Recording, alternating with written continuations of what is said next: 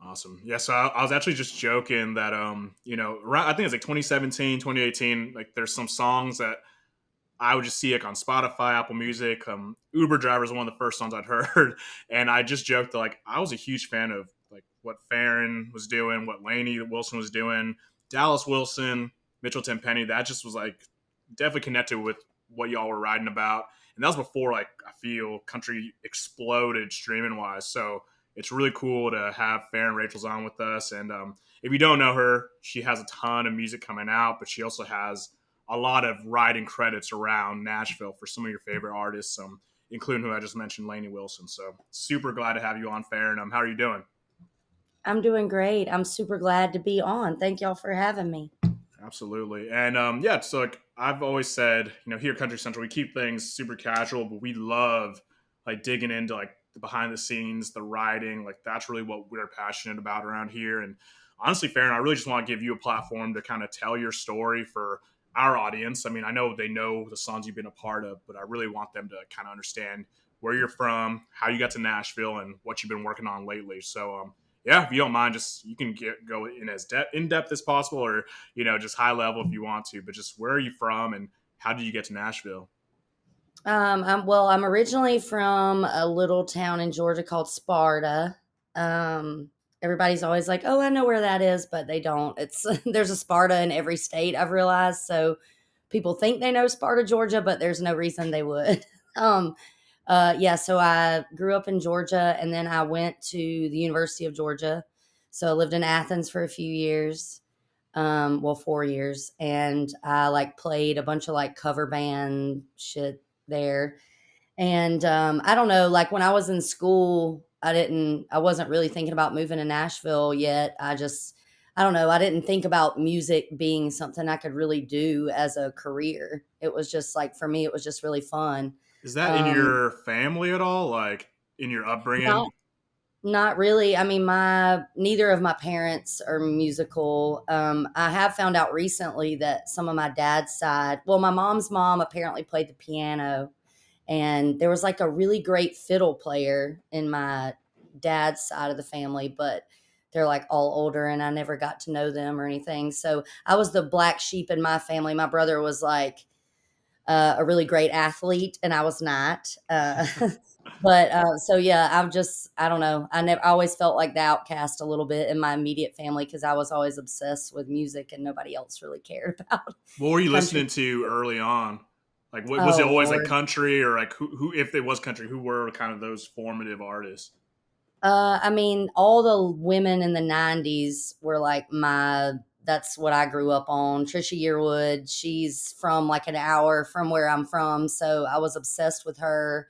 And like Faith Hill, the Dixie Chicks, Sarah Evans, Leanne Womack, all those, Oh yeah. powerhouse females was like what I grew up on. But my dad, when I was younger, was obsessed with Stevie Ray Vaughan and the Allman Brothers and like Oh Southern yeah. rock. So I got a good like education, I feel like through that, through them just listening to that stuff. But yeah, so then I mean, when I was younger, I sang in church and like talent shows and stuff in my little town. I was like the designated funeral and wedding singer in Sparta. And then in school, like I said, I, played like a bunch of cover stuff. And then I moved to Atlanta after I graduated and worked at an insurance company for a little bit. And that was like the deciding factor for me. That was when I was like, I can't have a real job. I cannot do this for the rest of my life.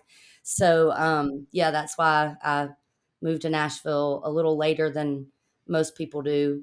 And it's still one of my regrets that I didn't just move when I was like 18. But I don't know. I grew up with a single mom and who was very adamant about me getting a degree. So I went to I college hear for my that. mom, basically. Yeah. Love it. And the So funny thing yeah, with Farron is like I swear, it just y'all have like a fraternity or a group, like a sorority fraternity, whatever you want to call it, like in Nashville, Georgia folks. Like I went there to Nashville for like CMA Fest this past year, and literally like, everyone I hung out with was like Jordan Rowe, like Dylan Marlowe, like the young. These are the new kids coming, but like obviously yeah. Ray Fulcher's a guy that I get along with really Mhm. well, and it just seems like some of y'all Georgians have like taken over Nashville in a sense. And when you moved initially, did you connect with any people that you happened to know that went to UGA, or was it just by chance that a lot of Georgia people were there?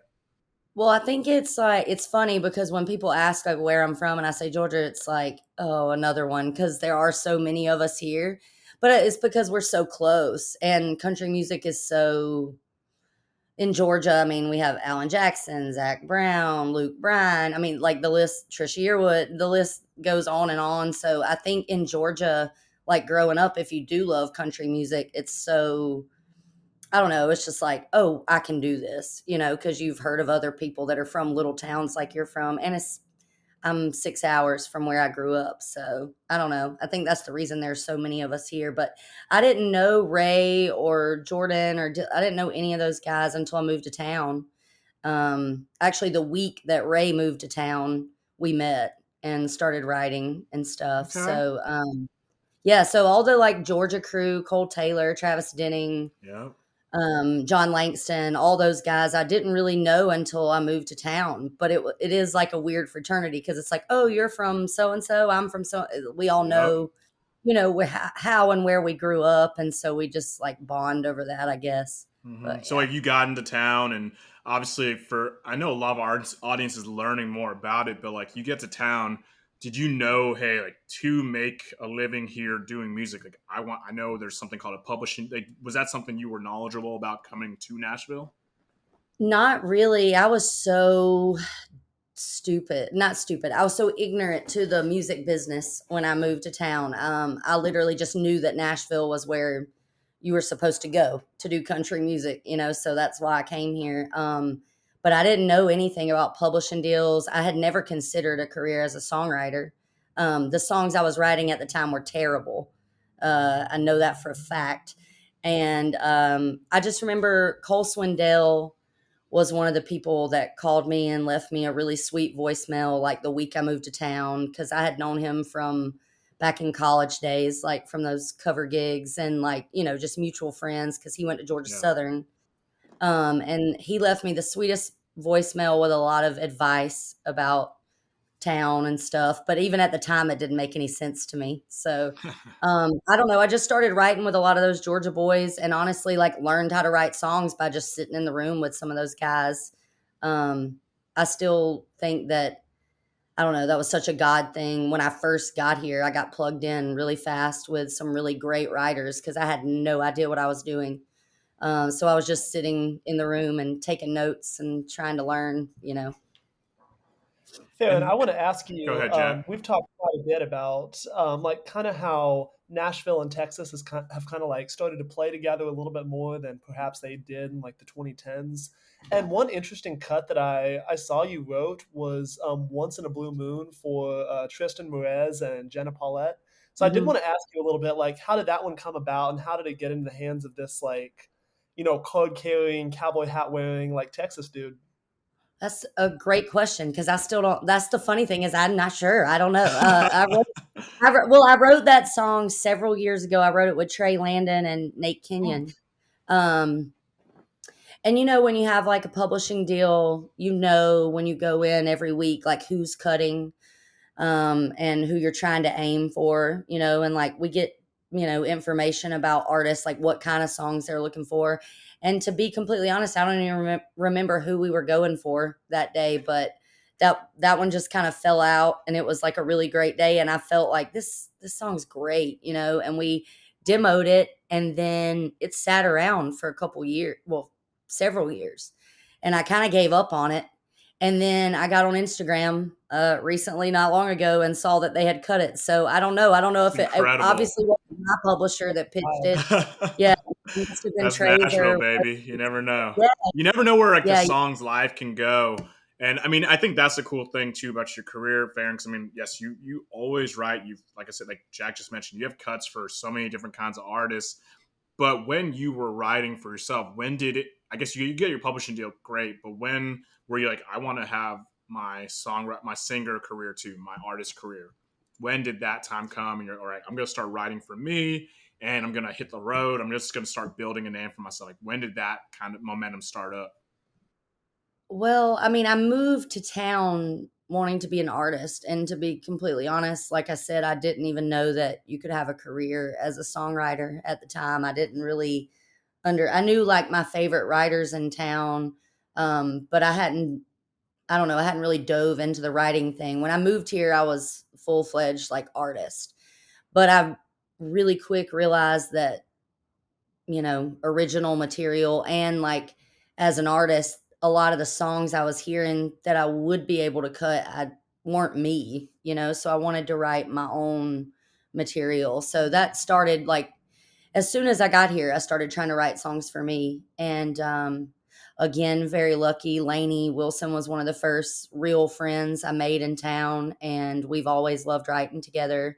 So crazy, her career now. When we started writing together, I knew she was special, but over the last couple years, it's like, whoa, she's really special. So I don't know. The artist thing has always been on the forefront, but I also have to pay my bills, and Yeah. a publishing deal, yeah, helps do that and like do music full time. So there's been like an ebb and flow of, okay, like this year I've really got to get cuts. I've really got to, hone in and write for other artists. So yeah, it's been fun because the artists I write with now are a lot like me as an like, some days we don't when Lainey and I write, I've cut a song on my first EP that she and I wrote together, and on her first EP there's one that we wrote together, and it's never really discussed. It's just like we're so similar. And when we write, it's like in the room, we know it's like, oh, this is your song, or oh, this is my song, or whatever. So, Okay, that no, that's yeah. awesome actually to know because I mean I think a lot of people struggle with that where they want to maybe they go into a room thinking this is going to be my song, but I know you two have I want to say that it's you, like Jenna Lamaster. I know she's someone that you all are very close with as well. Like Casey Tyndall too, even like Ashlyn Craft. Like so, like, I know that there's a lot where it seems like you all have a lot of shared experiences. So it's cool to see which songs end up on your project or someone like Laney's. But I mean, I just want to touch upon some songs that I early on enjoyed. Like, I remember when I heard Uber Driver. I forget where I even saw it, but regardless, like the song's called Uber Driver. I'm like, okay, that's interesting. But man, like the instrumentation, there's so much like traditional country stuff in there, and obviously your voice is country as hell. So Oh, it was super appealing to me. And when I started looking into, like, okay, who's Faren Rachels? Like, I saw her, your backing band, like you're on the road with these guys, and it's funny now looking like part of your band are like the Block Brothers, Grady, yeah. and Rocky Block, and they now have like their own like pretty big songwriting career, and Grady, he Mhm. drums for Ernest, and it's just funny now because I'll talk to them. I'm like, yo, like I knew who y'all were when you guys were just backing up Farron. Like it blows their Oh, mind, but it's cool to see Farron. You've always been at it, and it's awesome that like you have been able to still have your career ongoing while you've been writing. You're behind the scenes for artists, so maybe for fans, I don't know, and maybe even just, we have some people that are aspiring artists that listen in on stuff on like our podcast. What's your advice for kind of balancing things out? Because you've like you say it, I mean, pretty positive throughout it all. And I know it's not easy, in this game, in this business, but like you're staying afloat. And do you have any advice you give to folks? I mean, I think the main thing is you have to love it and know that there's nothing else that you can do. Because I've been in Nashville now for 10 years. And there have been many times that I want to say, I'm done. I'm going to go back to school and get a real job. I mean, it's tough. It's tough. And like, it's not easy on your mental health, like, even like Once in a Blue Moon, that song y'all mentioned, it's like it was years before anybody cut it, everything. And they say it's a 10-year town. And I think the reason is it takes so long for even when you get a song on hold, it can be on hold for a year before they actually cut it. And then you don't know if it's going to make the record. It's just such a, so my thing is I always tell people like, move here if there's nothing else that you can do.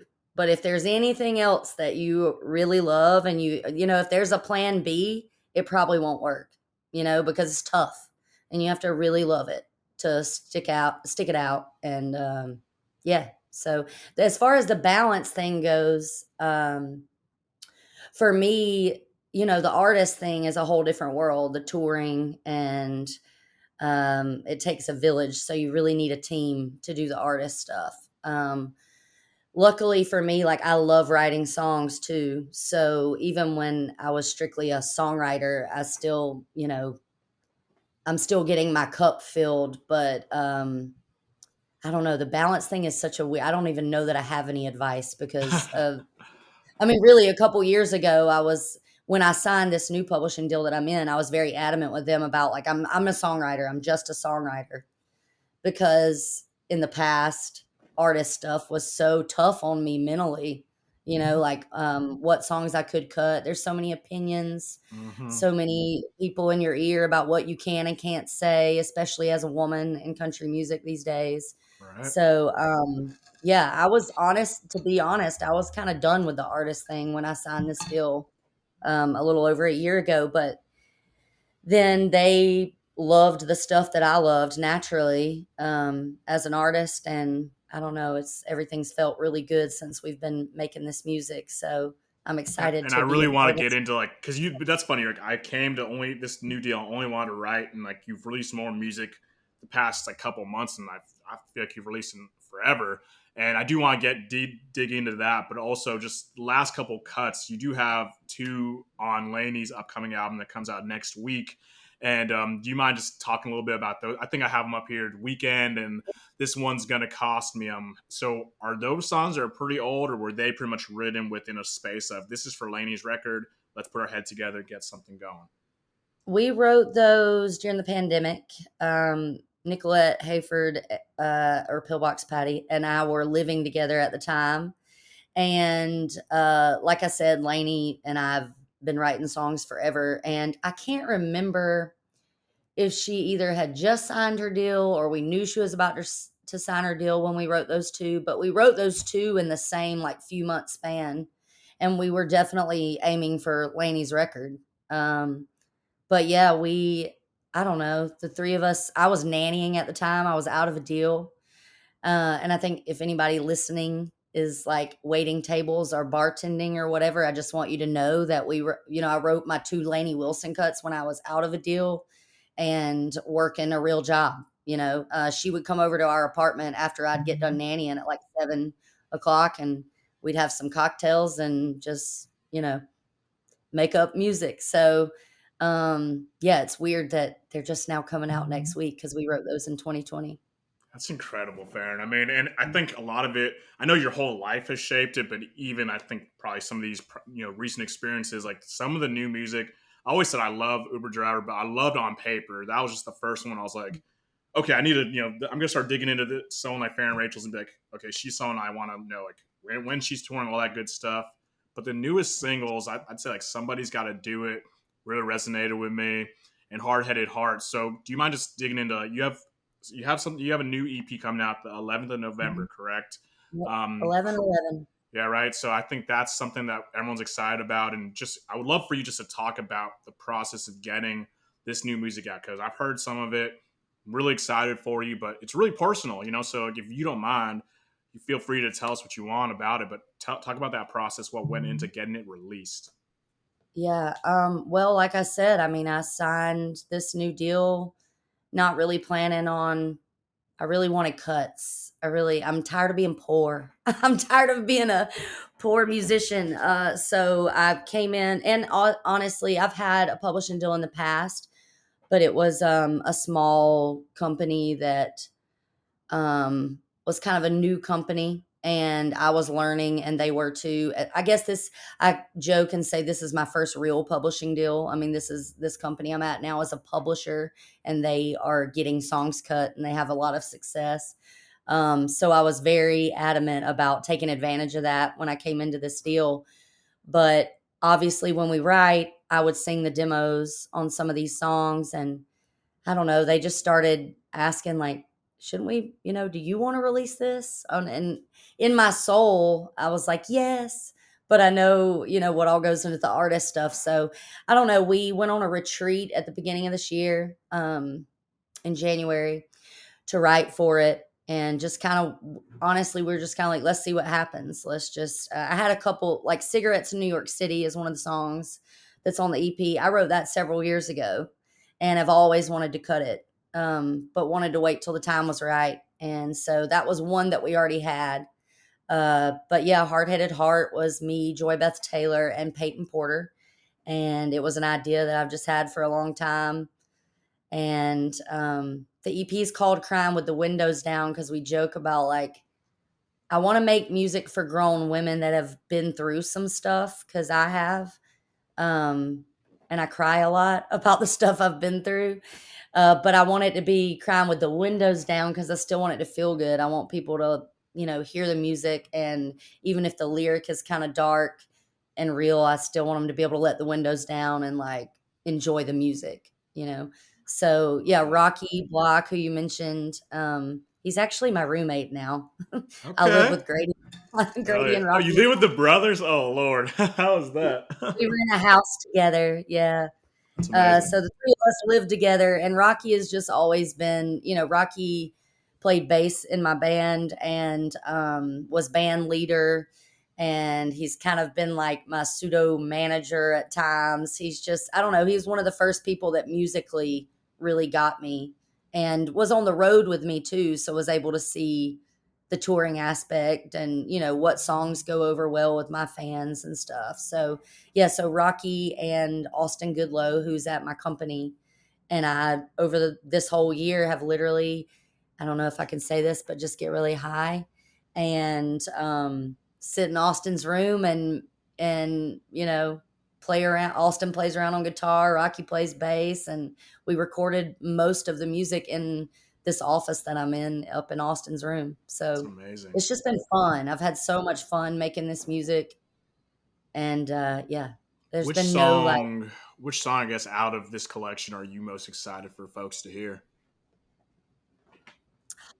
Uh, I mean, Cigarettes in New York City is one that I've, like I said, we were playing that on the road years ago and getting such good feedback about that one. So that's probably the one I'm most excited for people to hear because people have actually been asking for it for so Mm-hmm. long.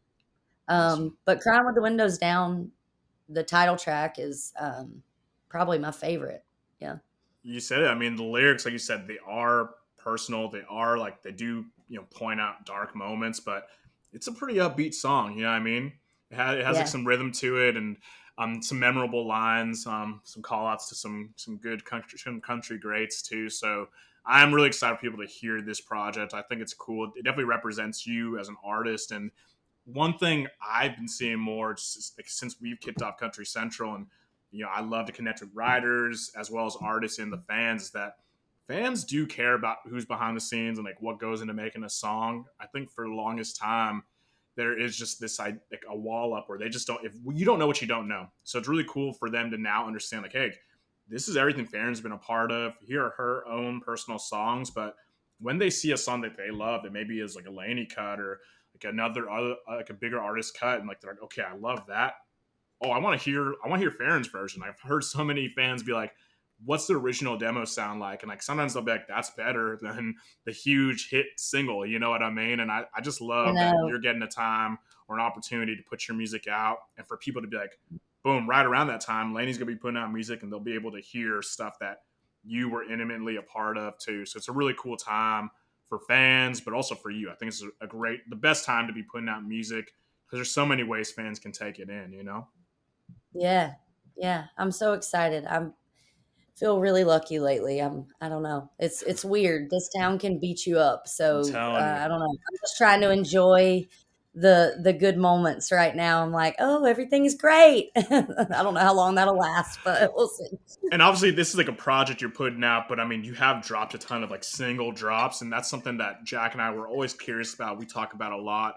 What's your feeling on it? Because man, every fan has a different opinion. I mean, I just had like not an argument, but I was going back and forth with some kid in the comments about they're like Riley Green doesn't release enough music, and I was like, within the past 2 years, he's released technically like 17 songs worth of music. I'm like that's like an album. So like, I'm curious on your take. What do you prefer? Do you prefer singles or full albums? I mean, I'm old school. Like I love listening to an album as a whole and, starting going top to bottom and hearing the whole concept. Because that's how I grew up listening. I mean, gosh, when I was young, telling my age, but when I was young, I mean, it was even cassette tapes. So it was like you didn't have an option, you know? Yep. And I don't know. I think the single thing is cool because you're able to like, I feel like keep people's attention longer. You know, it's the time we live in now. You know, we're not as a society, we're not very long satisfied. It's like, okay, now give me something else.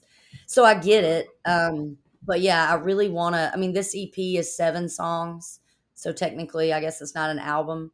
But I'd really love to like, you know, make 5 more and put 5 more with these and like complete the picture eventually. But yeah, I don't know. It's such a game. Me and my artist friends talk about it all the time. I mean, in this industry, it's like just keep putting out music, just keep putting Sure. out music, you know. So it's a lot though. The pressure of which songs to go with and what order, and you know, it's harder to tell a story putting out singles. Okay, Is that's a how I good feel. point. I do want to dig into that a little more because yes, I still know Nashville's intimately tied to like the radio industry, and that's how a lot of y'all make money. If like you happen to get a song that becomes a single and goes #1 or top 10, there's a lot to gain from that. But it's also cool to be in the background and watching how fans react because we've seen some artists that are big artists, but they have songs that are just album cuts that are technically more popular than like, as popular as some radio singles. So how have you seen kind of the landscape in the industry change where streaming's huge now? And I know there's BS that goes on with that where like maybe they don't pay as much as they should, but now fans can kind of pump up a song that doesn't even go to radio anymore. So how do you, as you as a songwriter and artist, how do you kind of see things moving forward? How if I could tell, I have no idea. I'm really like it's like I have really tried over the last year or so to just like focus on making the best music I can possibly make and try not to stress so much about where the industry is going, or because at the end of the day for me nothing matters if the song's not great, you know, or so I don't know. I mean, thankfully I have a team around me who are advising me these days of like, you know, what's the move or should we put 2 out? Like with this EP, we've 4 of the ones that are on the EP we've, you know, already released. We've kind of Yeah. like waterfalled them through the year. And then when you get the EP, you'll have 3, you know, brand new songs. Why we're doing it that way, I have no clue. I'm just like I've just been told that that's what we should do. I don't know. But you So try it as long out, as you I know? Yeah. as long as I get to make music and it's music I believe in, I, you know, I'm just trying to go with the trends that they say is working now. But I don't think anybody really knows. That's my thing is like, if there was a formula of how to do it, you know, I know so many talented people here that we would all have record deals. We'd all be on the radio if there was Exactly. one way, you know, but there's not. We're all just guessing, you know. Absolutely. And obviously, you'll be releasing music soon. And I think I know you've been on the road a lot more recently. So one question we always like to ask is, you mentioned, hey, you're making music for like grown women that are going to go through real life experiences, and you have a lot of influences from some of the greatest female artists. What would your dream tour look like? If you, and this is something you could take some time to think about.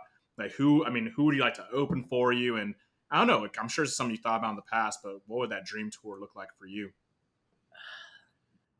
Well, I like dream tour right now, realistically, would be my girls, like my, you know, Lainey, Ashley, Casey, Jenna, um, Ashlyn, yeah, our little girl group. Like we always joke about it, but that's what I want. I want like 3 or 4 of us to be able to headline a country Lilith fair.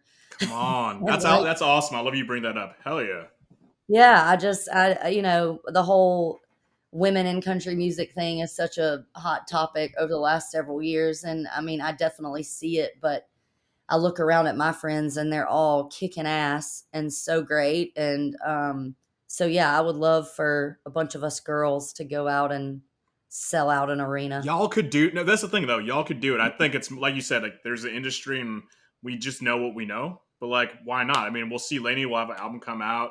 It's gonna do well. Ashlyn has new music coming out. You have music coming Mhm. out, and obviously, like we let. I love what we do because we see what the fans see, and like we hear them call out your name. We hear them call out Ashland all the time and Lainey. And I think at this point, it's a cool thing where we love to connect with y'all and be like, hey, like, what do the fans want? And then if so, you just got to figure out where in the country they're going to all congregate to sell out that arena. So in my mind, Yeah, it's realistic. It's doable. I think yeah, now, yeah, I think the fans have more power nowadays, and you all have more power than you think these days. Just to be like, what do y'all want to hear? Is this something yeah, you'd want us to do? And if they say yes, let's figure it out. You know, I mean, I think there's yeah. less red tape nowadays, so it's kind of exciting. You know, that's I love you calling that out. Maybe 2023 Lilith Fair. You know, bring that There back. You you know, go. Country Lilith Fair. amen. That's awesome. That's awesome. It's awesome too because I feel like you all kind of like occupy a niche that was like sort of passed over for like a whole decade with the like sort of southern rock influence a little bit. It's a little bit grittier, and that's honestly something from you and from Ashland and from Lainey that's just really satisfying to hear again and enjoy. Thank you. Thank you.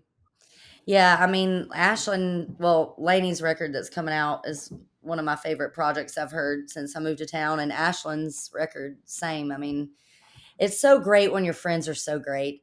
So nice when it's like easy to pull for good people because the music is so good too, you know. It's I great. love that. I guess last question I have, Farron, is what have you been listening to recently? Like, I guess what has influenced some of your new music, and I mean, yeah, what has been on your playlist? What have you been streaming the most lately? Um, I mean, I'm just a country music freak, so all the I mean Morgan and Luke and all the all the stuff the rest of Nashville is listening to for sure. But I think Sasha Sloan has Okay. actually like had a huge influence on me over the last couple years. I love the honesty in her songwriting and I think her thing is like sad girl Sloan or whatever and I'm Mm-hmm. like I can relate. So yeah, I'm obsessed with her stuff. Trying to think of anything that would surprise you. I'm a big Jack Harlow girl lately. Okay. Obsessed with Jack Harlow. Oh yeah, Yeah. that's dope. Um Living with the Blocks has been good for me because they musically So many we all influences. completely different. Yeah, I'm showing them George Jones and they're showing me, Jack Harlow shit. So it's That's yeah. I hilarious. mean, Yeah. I love country music has my soul, but at the end of the day, I think there's good music and there's bad music, and there's just so much good music out now. So It's such a cool I don't time, know. and that's like my tagline. I feel at this point, it's like it's the best time to be a country music fan. Like we get to talk to artists like you that, like I said, I was just in 2017, and to see now like you're releasing more music than ever, and like you're on these big album cuts. Like I'm so stoked for you, for just the industry, for the fans. Like we should. I see people complain. I'm like, why complain? You know, like you can listen to anyone you want to listen to nowadays, and you can support and lift up whoever you want. So I'm just so Right. happy right now. Yeah. I'm so glad you said that. It's so true. It's like there's so much, even in country music alone, there's like so many different sounds. It's like if you don't like something, don't listen to it. There's plenty of Hmm. other stuff to listen to. I get And so tired of wherever and however the social industry media. is, you know, like even like I agree with you with some of the, women in country stuff, like we still have the power to like support the artists we want to support. And if everyone wants to go in as a group and be like, we're all going to stream like crazy, we're all going to lift up this artist, like it's doable. Like we see people do it for like the biggest artists, like the Taylor Swifts of the world. Like everyone will band together and make her the biggest artist this week. Like why can't we do that on like maybe a somewhat smaller scale for people we're passionate about? So I think fans have power. You all have more power nowadays than ever. So I'm really excited for you, Farron, and seriously, thank you so much for hopping on with us today. It means a lot to Thank you me. guys for having me. I love everything y'all do. I love like the reviews of the songs y'all do every week. Because I'm also like I agree most of the time. So Oh it's yeah. refreshing. It's refreshing to see like a fan of country music, but also like a well written critique of like a Yes. song lyric. I'm not So good. Yeah, I I'm not going out respect. of my way to trash people. I think for me, if anything, I think people may say I'm a little too positive, but at the end of the day, if you're reading it, like I want to talk about the reason that like lyric resonated or that melody, like some of the melodies you've been like kind of leaning into on this new stuff, like it's cool, it's progressive, but still calls back to the old school country. So yeah, I think people will be excited when they hear the new EP coming November 11th. I hope so. Thank you. Absolutely. Absolutely. If y'all want to check out those single reviews, we drop those every single Monday. We'll definitely be talking about Faren this coming week in one of those. Faren, we want to thank you so much for hanging out. And to the listeners, excuse me, you can hit us up all week long at Country Central on Instagram. If you want to check out the camo Country Central hats, it's countrycentralshop.com. And as always, we will catch you again real soon with another episode.